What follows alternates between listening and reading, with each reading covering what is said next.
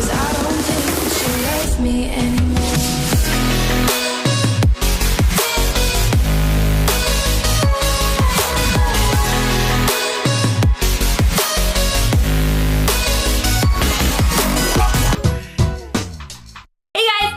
Wengie, welcome back, and it's my favorite time of the week, unicorn bun hug. So I wanted to see how our body parts and things like that affected our personality. Of course, not all of this is true, but I love these kind of things and I wanted to see if it's true for you guys, and definitely in the comment section, let me know if these are like applicable to you and whether they're actually true, because I want to know as well. But hold up, if you guys aren't part of the fam yet here already, I encourage you guys to join. I love you guys so much and welcome.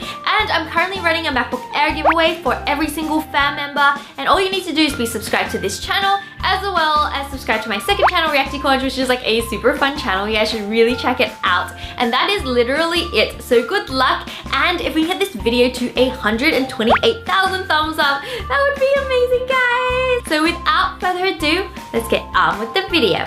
Let's go. So cover me, 'cause I'ma let you out. According to face reading experts, your lips apparently say a lot about your temperament. If you have full lips, kind of like Angelina Jolie, then you're more likely to have empathy and value your relationships. You're drawn to parenting and put others' needs before your own. And if you have thin lips like Kirsten Dunst, then you're content to be a loner and don't put as much importance into relationships. And if you have a defined Cupid's bow like Taylor Swift, then you're quick-minded, creative, and really great at communication. And if you have no Cupid's bow like Jessica Biel, then you may lack emotional boundaries and can become over-generous and be taken advantage of by other people.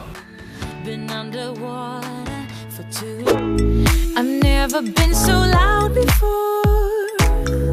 Okay guys, so take a look at your hand and look at your index finger and your ring finger and let me know, are they the same size or is one longer than the other? So apparently there's some evidence to suggest that higher levels of testosterone can make your index finger shorter. So if your index finger is shorter, you're more likely to be better at endurance sports, spatial problem solving, as well as more likely to be unfaithful. And if your ring finger is shorter, you're more likely to have a better memory, believe in monogamy and marriage, as well as be slightly more predisposed to depression and anxiety. And if they're roughly the same length, then you're more likely to have a balance of both traits. Wearing light shoes, walking down the shore, diving. The shape of your nose can also give away some aspects of your personality. If you have a nose with a small bump, then you're well known for your generosity and you're always willing to help others. If you have a straight nose, you're really hot-headed and have a fiery temperament. You always speak from your heart rather than your head. It's me. And if you have an aquiline nose, then you're a born organizer. You love planning, lists, and spreadsheets. I feel like that's Max. And if you have a Roman nose, you always like to think outside the box and you like to approach problems creatively. When you argue, you always passionately assert your point of view and defend your principles. If you have a Nubian nose, you're an optimist that can find a solution to any situation. And if you have a nose with a large bump, then you're a sensitive soul. You believe in true love, you're a great listener, and you make friends really easily. If you have a blunt nose, you're unpredictable and spontaneous. You'd rather show something with actions rather than words. And if you have a Greek nose, you take a practical view of all things. You don't enjoy attention and you try and keep out of the limelight. You find it really hard to share your feelings with others unless they're super close. Hidden caves, all the whetstone. We're just pretending to hold it together. Time to look at the palms of our hands. Apparently there are 3 major lines when it comes to reading your palms. There's the lifeline, the heart line, and the head line. First, let's take a look at the lifeline. A long and deep line indicates great health, vitality, and strength. A faint line indicates a weak stamina, which means you may not face a lot of adventures in your life. A broken line, unfortunately, symbolizes a break in your life. This may be illness, interruptions, or accidents. Next, let's have a look at the heart line. A long heart line means an open, warm, and loving person. You may also have unrealistic expectations of relationships. A short line may mean that you're self-absorbed and introverted. Lastly, let's have a look at the headline. A long line means you're a clear and focused thinker. A short line means you like physical accomplishments. You'd rather go for a run or a hike rather than watch a movie. could still speak without starting a fight. I felt your heavy breath through darkness. The smoke is getting. Now take a look at your toes. You may not think a lot about them, but there are some people that believe that the length of your toes may influence your personality. If your big toe is longer than your other toes, then you're more likely to be a clever, creative thinker. You can see things from different angles and you're never stumped for ideas. But on the downside, you may have problems focusing and may not see all your projects all the way through.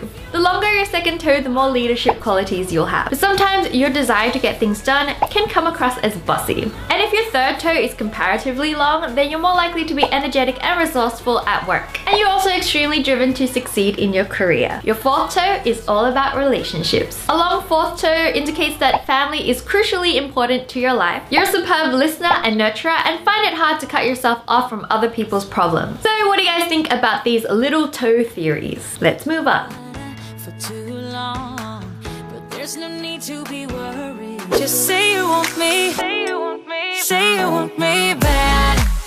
So here's a test for you guys at home. I want you guys to make a fist right now without thinking about it. Now look at your fist and look at the position of your thumb. Is your thumb on top, on the side, or tucked inside? If your thumb is on top, you're imaginative, very sensitive, and have a lot of curiosity. Romantically, you have a hard time expressing your emotions and your partner may feel neglected. If your thumb is on the side, then you're charming and intelligent. You're a hard worker with high self-esteem, but you also have really high expectations for yourself. And this is me. This is like what I do. And in love, you tend to overthink things and overanalyze, so this may cause problems and conflicts that may not actually need to happen. It's me. It's me. And if your thumb is tucked all the way inside, it means that you're witty and quick thinking. But you may have a tendency to be manipulative as well. I'm actually super curious to know which way your thumb goes when you create the knuckle, so let me know in the comments.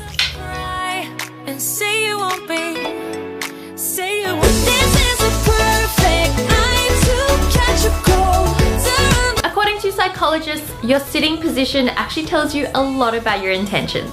So have a look at these sitting positions that I have up right now and think about which one you normally go to. So if you're more likely to sit in position A, you're creative, charismatic, and lighthearted. Sometimes you speak before you think. Generally, you're a happy-go-lucky kind of person. And if you sit in position B, you're typically a dreamer. And this means you're more likely to be creative, innovative, and have a pretty wild imagination.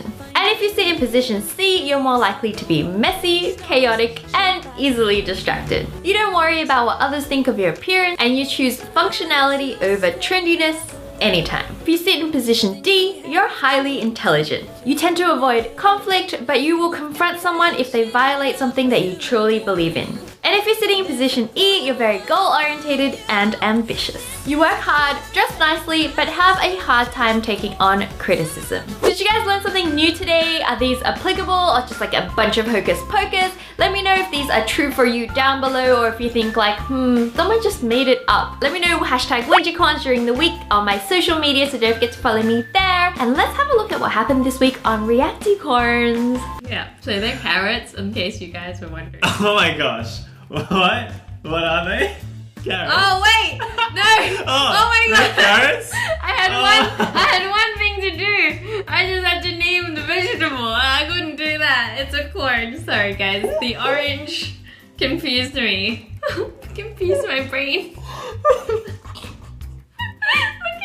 So it's time to say goodbye to you again, which is the saddest time of the week. So bye guys, I'll miss you guys so much.